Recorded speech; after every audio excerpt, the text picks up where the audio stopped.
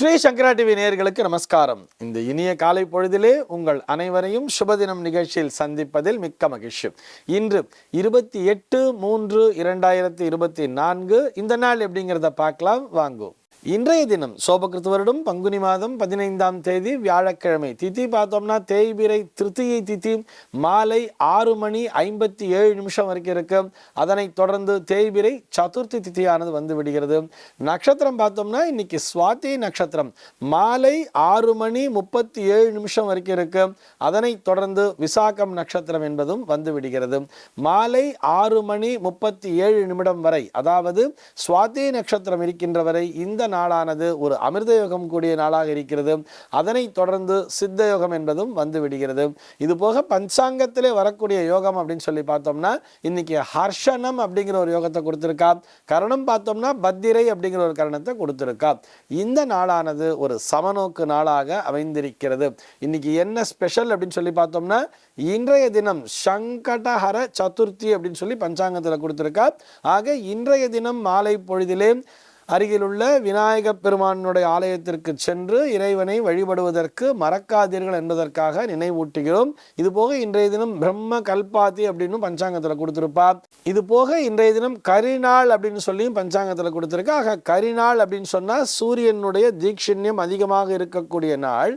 இந்த நாட்களிலே பொதுவாக நாம் சுப நிகழ்ச்சிகளை தவிர்ப்பது நல்லது அப்படின்னு சொல்லி நம்முடைய முன்னோர்கள் நமக்கு சொல்லி தந்திருக்கிறார்கள். இது போக இன்றைய தினம் காரைக்கால் அம்மையாரினுடைய குரு பூஜை நாளாகவும் இந்த நாளானது அமைந்திருக்கிறது.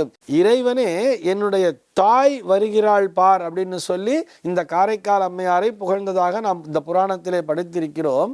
ஆக இன்றைய தினம் அந்த சிவ வழிபாடு செய்வதற்கும் மறக்காதீர்கள். அதன் மூலமாக இந்த சிவ வழிபாட்டின் மூலமாக காரைக்கால் அம்மையாருக்கு கிடைத்த அந்த பாக்கியம் நமக்கும் கிடைக்கும் என்பதற்காக நினைவூட்டுகிறோம்.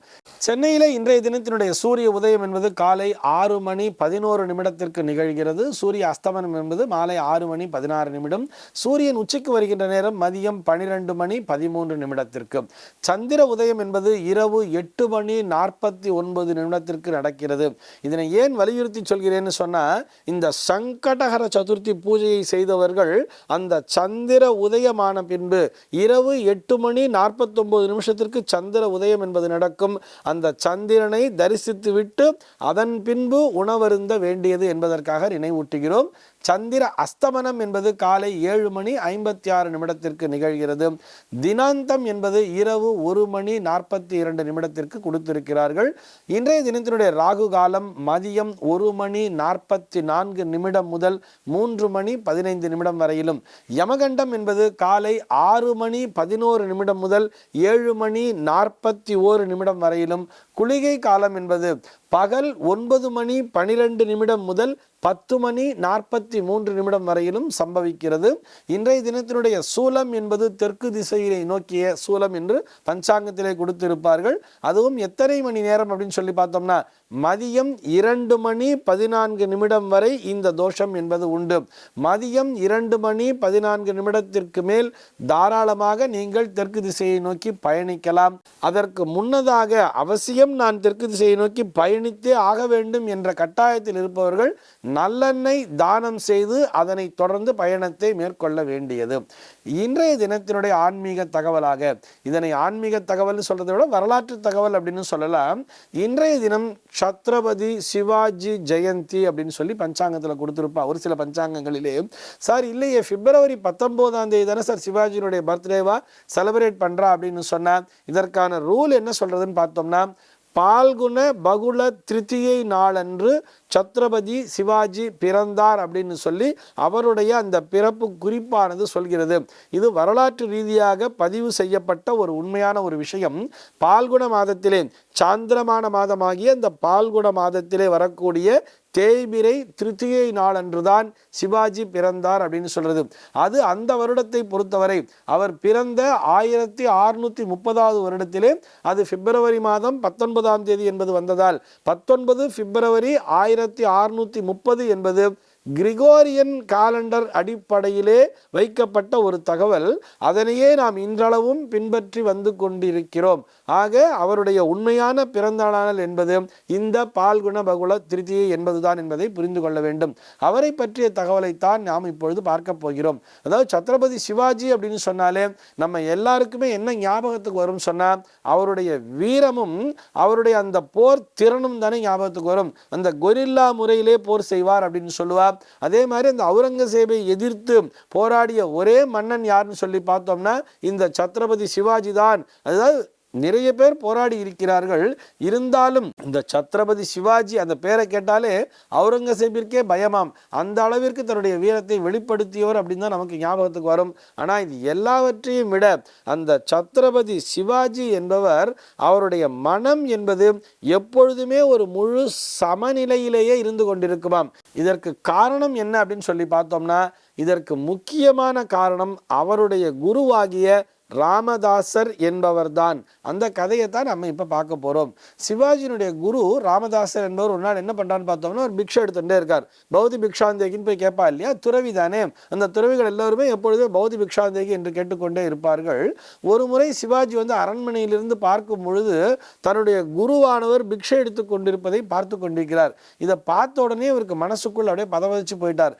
என்னுடைய குரு ராமதாசர், அவர் போய் பிக்ஷை எடுத்து சாப்பிடலாமா அப்படின்னு சொல்லிட்டு என்ன பண்ணுறாரு பார்த்தோம்னா, ஒரு ஓலைச்சுவடி எடுத்து ஒரு சீட்டு எழுதுறார்.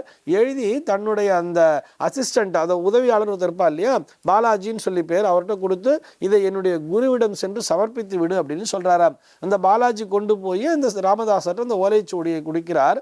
அந்த ஓலைச்சுவடியை பிரிச்சு பார்க்கிறார் ராமதாசர். அதுல என்ன எழுதியிருக்குன்னு பார்த்தா, என்னுடைய ராஜ்யம், இந்த ராஜ்யத்திலே இருக்கக்கூடிய செல்வங்கள் அத்தனையும் உங்களுக்கு சமர்ப்பணம் அப்படின்னு சொல்லி எழுதியிருந்ததாம். இதை பார்த்த உடனேயே இவர் என்ன சொன்னாரா ராமதாசர், சரி நான் நாளைக்கு அரண்மனைக்கு வரேன்னு சொல்லுன்னு சொல்லி பதில் சொல்லி அனுப்பிச்சிட்டாராம். மறுநாள் ராமதாசரும் போனார்.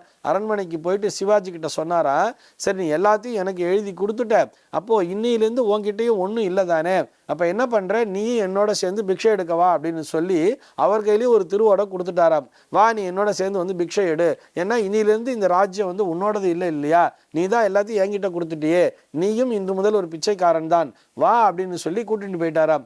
கூட்டிட்டு போய் ஒவ்வொரு வீடாக போய் பௌதி பிக்ஷாந்தேகிங்கிறத எடுத்துட்டு இருக்கா. எப்பொழுதுமே துறவி என்பவர் வரும்பொழுது மக்கள்லாம் ஏதோ அப்படி கொஞ்சம் கொஞ்சம் தானே கொடுத்துட்டு இருப்பா.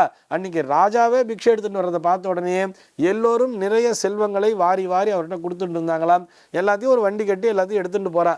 போயிட்டு ராமதாசரினுடைய அந்த ஆசிரமத்திற்கு சென்றவுடன் ராமதாசர் சொன்னாராம், நீ ஒரு அரசன் அல்ல, இதனை ஞாபகம் வச்சுக்கோ. இங்க இருக்கக்கூடிய இந்த ராஜ்யங்களாகட்டும், இந்த மக்களாகட்டும், இந்த செல்வமாகட்டும், இது எதுவுமே உனக்கு சொந்தமானது அல்ல. நீ என்றுமே ஒரு பிச்சைக்காரன் தான். இதனை மனதிலே நிலை நிறுத்திக்கொள்.